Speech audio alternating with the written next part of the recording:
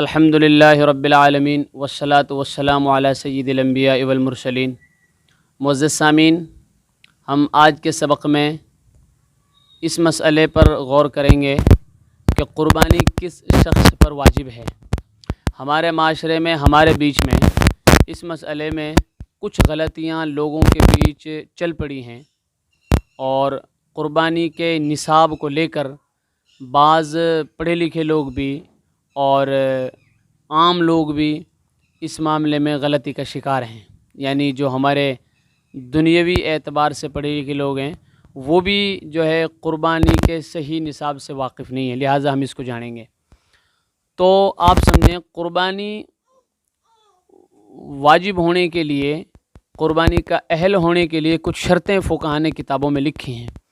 شارح کنز نے، علامہ فخر الدین ذیلی رحمۃ اللہ علیہ نے اپنی شرح کے اندر جو ہے 4 باتیں لکھی ہیں کہ قربانی کے واجب ہونے کے لیے 4 چیزیں: عاقل ہونا، عقل مند ہونا، بالغ ہونا، شرعی اعتبار سے بالغ ہو، اور مقیم ہونا، یعنی شرعی سفر اس کے سامنے نہ ہو اور وہ شرعی سفر پہ نہ ہو قربانی کے دنوں میں، اور نمبر 4 ہے مسلمان ہونا۔ عاقل، بالغ، مقیم اور مسلمان ہونا، یہ 4 چیزیں ہیں۔ یہ 4 چیزیں جب کسی شخص میں پائی جائیں گی تو اس پر قربانی واجب ہوگی۔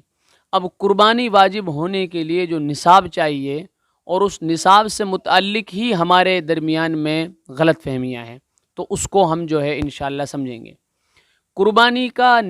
قربانی واجب ہونے کے لیے جو شریعت نے نصاب مقرر کیا ہے وہ یہ ہے کہ اگر اس شخص کی ملکیت میں، جس میں 4 باتیں پائی جائیں، عاقل بھی ہو، بالغ بھی ہو، مقیم بھی ہو یعنی شرعی سفر پہ نہ ہو، اور مسلمان بھی ہو، تو اس میں اس کے پاس 7.5 تولہ سونا یا 52.5 تولہ چاندی، یا ان میں سے کسی کے برابر نقد مال یا سامان تجارت ہو، یا اس کے علاوہ اور اس کی گھریلو اخراجات سے زیادہ اس کے پاس کوئی چیز گھر میں رکھی ہوئی ہو، یا ان ساری چیزوں کا تھوڑا تھوڑا مجموعہ اس شخص کے پاس ہو، یا ان میں سے یعنی سونا، چاندی، نقد رقم، مال تجارت، گھر میں رکھے ہوئے ضرورت سے زائد سامان، ان میں سے بعض چیزیں ہوں۔ اگر یہ سب مل کر 52.5 تولہ چاندی کی قیمت کو پہنچ جاتے ہیں تو اس شخص پر قربانی واجب ہو جاتی ہے۔ یہ قربانی واجب ہونے کے لیے ضروری ہے۔ اچھا، اب آگے آپ مسئلہ سمجھیں۔ ضرورت سے زائد چیزیں کون سی چیزیں وہ ہیں جو ضرورت میں داخل ہیں، اور کون سی چیزیں وہ ہیں جو ضرورت میں داخل نہیں ہیں؟ تو آپ اس میں سمجھیں کہ ضرورت میں جو چیزیں داخل ہیں، عامتاً ہماری گھریلو ضرورت کی چیزیں، کھانے پینے کے برتن اور استعمال کا ساز و سامان، مشین، کولر، فریز، چولہے، برتن وغیرہ، اور استعمال کے کپڑے، اوڑھنے پہننے کے، اور استعمال کی ہماری گھریلو بائک، استعمال کی گاڑی، استعمال کا موبائل فون، اور استعمال کے بیڈ، بستر، یہ جو چیزیں ہیں ہمارے گھروں میں جو رکھی ہوئی عامتاً جن کا ہم استعمال کرتے ہیں، وہ ساری چیزیں ضرورت میں داخل ہیں۔ اس کے علاوہ اگر ہمارا کوئی جو ہے رہائشی مکان کے علاوہ کوئی دوسرا مکان ہے، ہماری اپنی ذاتی گاڑی کے علاوہ کوئی دوسری گاڑی ہے جن کو ہم نے کرائے پر دے رکھا ہے، تو یہ چیزیں بھی جو ہے اگر ان کی آمدنی ہمارے گھر کے اخراجات میں صرف ہوتی ہے تو یہ چیزیں بھی ضرورت میں داخل ہوں گی۔ تو یہ مسئلہ ہو گیا۔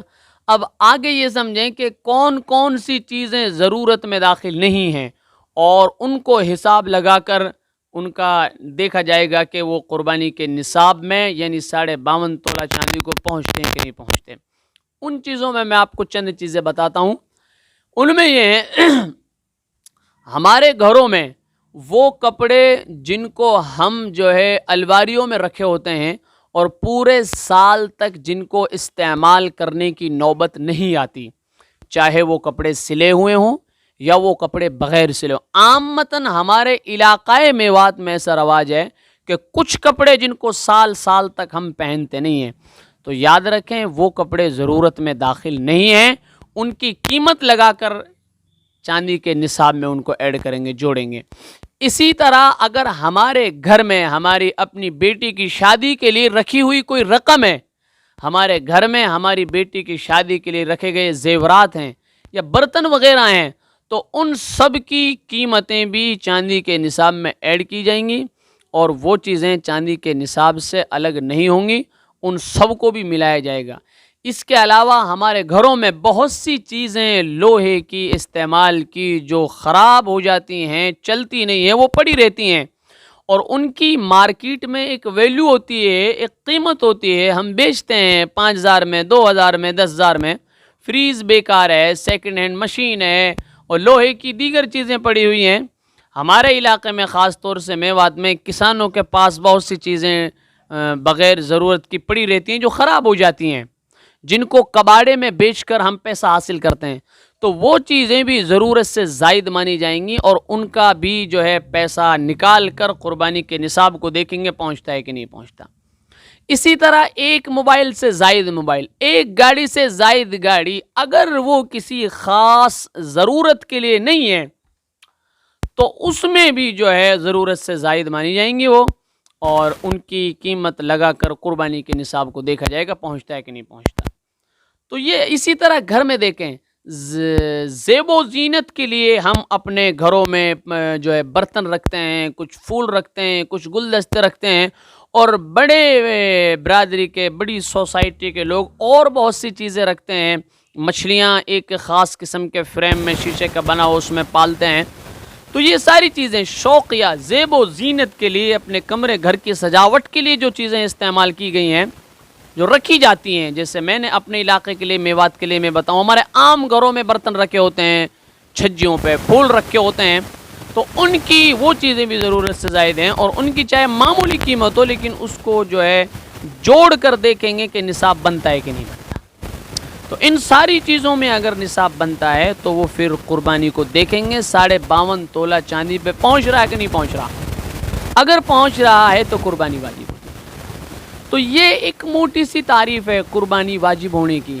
اس حساب سے اگر ہم دیکھیں تو ہمارے علاقۂ میوات میں عام متن لوگوں پہ قربانی واجب ہو جاتی ہے، لہٰذا ہم اس تعریف کو دیکھیں اور اپنے مقام کے علماء اور جو ہے مفتیوں سے پوچھیں، اور پیچھے نہ رہیں، پھر قربانی کریں۔ جب قربانی واجب ہو گئی تو قربانی کریں، اللہ تعالیٰ اس کا اجر عظیم ہمیں دیں گے، اور بہت بڑے فضائل حدیث شریف میں اللہ کے نبی نے فرمائے ہیں۔ تو یہ قربانی کا نصاب ہو گیا۔ اچھا، اب میں آپ کو یہ بتاتا ہوں کہ قربانی کے متعلق بعض غلط فہمیاں ہمارے لوگوں میں، کہ بھائی جس شخص پر زکوٰۃ واجب ہے اسی پر قربانی بھی واجب ہے، اور جس پر زکوٰۃ واجب نہیں ہے اس پر قربانی بھی واجب نہیں ہے۔ یہ غلط بات ہے۔ ایسا ہو سکتا ہے کہ اس پر زکوٰۃ کا نصاب نہ ہو لیکن قربانی کا نصاب ہو سکتا ہے۔ تو اس لیے جو میں نے تعریف کی ہے آپ اس پہ دھیان دیں، اور ضرورت پڑنے پر اپنے علاقے کے معتبر اہل علم سے معلوم کریں، اور اس کے بعد آپ عمل کریں، لیکن کرنا ضرور ہے۔ میری گزارش ہے، درخواست ہے کہ مسائل معلوم کر کے اپنے علاقے کے اہل علم سے ہمیں عمل ضرور کرنا ہے، کیونکہ عمل سے زندگی بنتی ہے، جنت بھی جائے۔ بہرحال اللہ تعالیٰ عمل کی توفیق نصیب فرمائے۔